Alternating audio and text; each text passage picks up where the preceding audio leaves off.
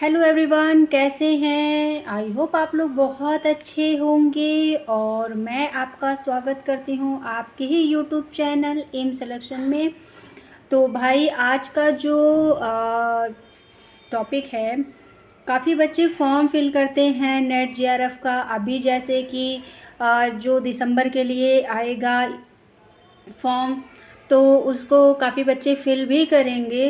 तो यहाँ पे एक कन्फ्यूजन होती है कि ये जो पीजी करके निकले होते हैं, बिगनर जो होते हैं, स्पेशली उनके लिए ये बहुत ज़्यादा कन्फ्यूजन होती है कि नेट की एज लिमिट क्या है, जेआरएफ की एज लिमिट क्या है, पीएचडी के लिए क्या एलिजिबिलिटी है और एलिजिबिलिटी क्या होनी चाहिए, कितने % मार्क्स होने चाहिए।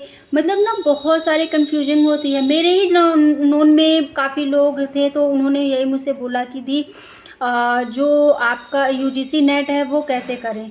तो मैंने उन्हें प्रॉपर गाइड किया।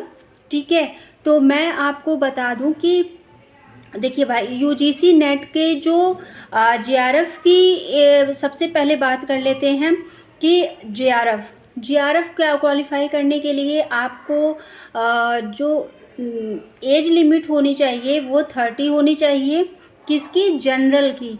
जो जनरल कैटेगरी में आते हैं उनके लिए एज लिमिट जो है वो 30 है, और जो ओबीसी, एससी, एसटी और जो फीमेल हैं उनकी अगर हम एज लिमिट की बात कर लें तो यहाँ पर 35 है।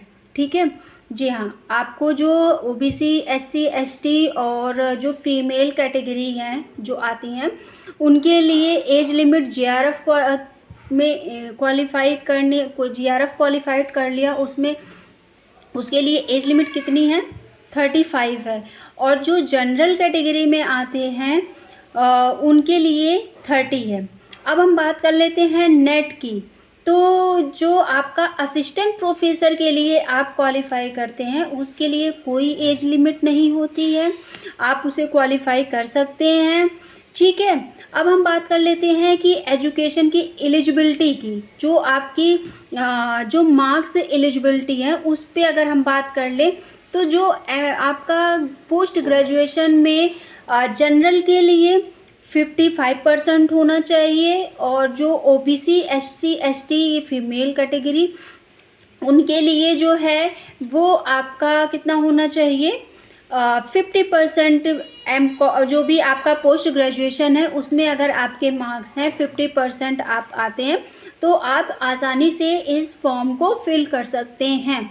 ठीक है, अब आपको बता दूं कि आपका जो टाइम कम है आप लोगों के पास, और मे बी दिसंबर में आपका एग्ज़ाम होगा, मे बी क्या वो होना ही है बहुत जल्दी। इसके 2 महीने बाद आपका फॉर्म आ जाता है फिल करने के लिए, तो आप लोग तैयारी शुरू कर दीजिए। और नेक्स्ट वीडियो में जो मैं ऐसे ही कुछ इन्फॉर्मेशन लेकर आऊँगी कि कौन इस फॉर्म को कैसे फिल कर सकता है। तो मुझे लगता है कि ये इन्फॉर्मेशन आपके लिए बहुत हेल्पफुल होंगी, और प्लीज़ ऐसे ही इन्फॉर्मेशन को, जानकारी प्राप्त करने के लिए प्लीज़ मेरे चैनल को सब्सक्राइब कर दीजिए, लाइक कर दीजिए एंड शेयर कर दीजिए। अच्छा, एक चीज़ और है, मैं बार बार ये चीज़ें कहना चाह रही हूँ कि आप लोगों को अगर कोई डाउट है या कुछ और भी आप लोगों के मन में सवाल आ रहे हैं तो प्लीज़ मुझसे आप लोग ज़रूर पूछ सकते हैं और कमेंट करके, तो मैं उस पर ज़रूर रिप्लाई करूँगी। और मुझे लगता है कि हाँ, इस पर वीडियो लानी चाहिए तो मैं इस पर वीडियो भी बनाऊँगी। जैसे 1-2 लोगों ने मुझसे ये पूछा था कि आप प्लीज़ ग्रुप बना दीजिए, हम डिस्कशन कैसे करेंगे। तो मैंने उनके लिए एक वीडियो बनाई थी कि प्लीज़ आप कमेंट सेक्शन में आप कमेंट करिए, उसका रिप्लाई विदिन आपको आवर में सॉल्यूशन मिल जाएगा। ठीक है, चाहे वो किसी भी टाइप का आपका एक एजुकेशन से रिलेटेड हो, वो इंक्वायरी करिएगा प्लीज़। ठीक है, तो thank you so much, bye bye, take care.